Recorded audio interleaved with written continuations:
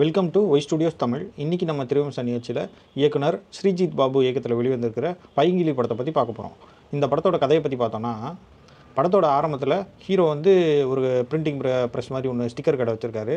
அதுக்கு பிரிண்டர் வாங்குறதுக்காக அவர் கேரளாவிலேருந்து கிளம்பி கோயம்புத்தூர் போகிறாரு. போய் அங்கே ஒரு லாட்ஜில் தங்கிட்டு இருக்கப்போ அவரோட பைக்கை ஒருத்தர் திருட பார்க்குறாரு.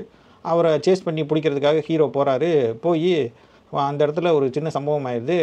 அந்த பைக்கை திருடினவனே எதர்ச்சியாக கீழே விழுந்து செத்துடுறான். ஸோ இதில் எங்கே நம்ம மாட்டிக்குவோம் அப்படின்ட்டு ஹீரோ பைக் எடுத்துகிட்டு அவசரமாக சொல்லாமல் கொள்ளாமல் ஓடி வந்துடுறாரு. கேரளாவுக்கு ஓடி வந்துடுறாரு. இந்த சமயத்தில் அவர் எங்கே மாட்டிக்குவோமோ அப்படின்ட்டு ஒரு வக்கீல்கிட்ட போய் கேட்குறாரு. பார்த்தா அந்த வக்கீலே அரெஸ்ட் பண்ணுற நிலைமையில தான் இருக்கார். சரி, வேறு என்னதான் வழி அப்படின்னு பார்த்தா, மென்டல்னு சொல்லிட்டா யாரும் அவரை அரெஸ்ட் பண்ண மாட்டாங்க அப்படின்னு சொல்லிட்டு ஒரு ப்ரைவேட் மென்டல் ஹாஸ்பிட்டலில் போய் சேர்றாரு. கொஞ்சம் நாளைக்கு அங்கே இருந்துட்டு அந்த சர்டிஃபிகேட்டை வாங்கிட்டு வந்துடுறாரு. இப்போ இவர் மென்டல் ஹாஸ்பிட்டலில் இருந்தார் இல்லையா, இது அவங்க ஊருக்காரங்க எல்லாத்துக்கும் தெரிஞ்சு போச்சு. எல்லோரும் இவரை மென்டலாகவே பார்க்க ஆரம்பிச்சிட்டாங்க. இந்த சைடு பார்த்திங்கன்னா ஹீரோயின் இருக்காங்க. அவங்களுக்கு என்ன ஆசை அப்படின்னா, 12th முடிச்சிட்டாங்க, காலேஜ் சேர்ந்து படிக்கணும் அப்படின்னு ஆசை. ஆனால் அவங்க வீட்டில் அவங்க அப்பா அம்மா படிக்க விடாமல் கல்யாணம் பண்ணி வைக்கிறதுக்காக முயற்சி பண்ணிட்டாங்க. ஹீரோயினுக்கு என்ன பண்ணுறதுன்னு தெரில. வாரத்துக்கு ஒரு நாள் ஹீரோயின் வீட்டை விட்டு தப்பிச்சு ஓடி போயிடுறாங்க. போனால் அவங்க அப்பா எப்படியோ துரத்தி பிடிச்சி கூட்டிகிட்டு வந்துடுறாரு. இதே வேலையாக இருக்குது.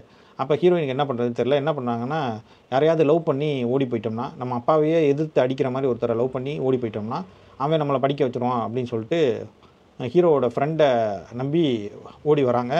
அப்படிப்பட்ட டயத்தில் ஹீரோவோட ஃப்ரெண்டு தப்பிச்சு ஓடிடுறான். ஹீரோ வீட்டுக்கு ஹீரோயின் சேர்ந்துடுறாங்க. சரி, இந்த இடம் நல்லா தானே இருக்குது, இங்கேயே செட்டில் ஆகிடலாம் அப்படின்னு முடிவு பண்ணிடுறாங்க. இப்படி இருக்க சூழ்நிலையில் ஊரே பைத்தியம்னு சொல்லிட்டு இருக்க அந்த ஹீரோவும், எப்படியாவது நமக்கு தங்க இடம் கிடைச்சா போதும் படிக்கிறதுக்கு அப்படின்னு நினச்சிட்டு இருக்க ஹீரோயினும் சேர்ந்தாங்களா இல்லையா, அதுக்கப்புறம் என்னாச்சு அப்படின்றது தான் இந்த படத்தோட மிச்ச கதை. இந்த படத்தில் பெரிய பிரச்சனையே என்ன அப்படின்னு பார்த்தீங்கன்னா, இந்த படத்தோட கதை தான். கதை இந்த படத்தில் ரொம்ப ரொம்ப வீக்காக இருக்கும். அதனால நமக்கு படத்தை ஒன்றி பார்க்க முடியல. ஆனால் இந்த படத்தில் அவங்க எதை நம்பி இந்த கதையை நம்பி எடுத்திருக்காங்க அப்படின்னு கேட்டிங்கன்னா, முழுக்க முழுக்க காமெடியை நம்பி தான் எடுத்திருக்காங்க. நீங்கள் பொதுவாக ஒரு படத்தில் ஒரு சீன் காமெடி வரும், ஒரு சீன் வேறு சீன் வரும், அடுத்த சீன் காமெடி. முழு நீள படத்தில் கூட சென்டிமெண்ட் சீனு, மித்த லவ் சீனு எல்லாமே வரும். ஆனால் இந்த படத்தில் எவ்ரி ஃப்ரேம் இவங்க காமெடி பண்ண முயற்சி பண்ணியிருக்காங்க. அதுவே இந்த படத்துக்கு ஒரு விதமான பிரச்சனையாகி போச்சு. படம் ஒரு மாதிரி காமெடி எல்லா சீன்லையும் வைக்க திகட்டி போச்சு காமெடி. ஒரு பாதி காமெடி நமக்கு சிரிப்பே வர மாட்டேங்குது. ஒரு பாதி காமெடி, ஒரு 50% காமெடி தான் நமக்கு சிரிப்பாக வருது. அதுவே இந்த படத்தில் ஒரு பெரிய பிரச்சனையாகி போச்சு. இந்த படத்தில் ஒரு ஹீரோ நடிச்சிருக்காரு. அவர் யாருன்னு பார்த்தீங்கன்னா, இந்த ஆவேசம் படத்தில் அம்பான்னு ஒரு கேரக்டர் பண்ணியிருப்பார் இல்லையா, சாஜின் கோபு அப்படின்றவர் ஹீரோவாக நடிச்சிருக்காரு. இவர் பார்த்தீங்கன்னா, இந்த படம் பார்க்குற ஒவ்வொருத்தருக்குமே என்ன தோணும் அப்படின்னா, இவர் இன்னொரு கலாபவன் மணி தான் மலையாள ஃபிலிம் இண்டஸ்ட்ரிக்கு. இவர் அடுத்த கலாபவன் மணி. அப்படி பார்க்குறதுக்கு அப்படியே அச்சசலாக அவரை மாதிரியே இருக்கார். பெர்ஃபார்மன்ஸ் கூட அப்படியே இருக்குது. அப்படியே அவரோட ஆவி இவருக்குள்ளே பூந்த மாதிரி அப்படி நடிக்கிறாரு. கிளைமேக்ஸ்லலாம் ஒரு பெர்ஃபார்மன்ஸ் பண்ணியிருப்பார். அது ரொம்ப நல்லாயிருக்கும்.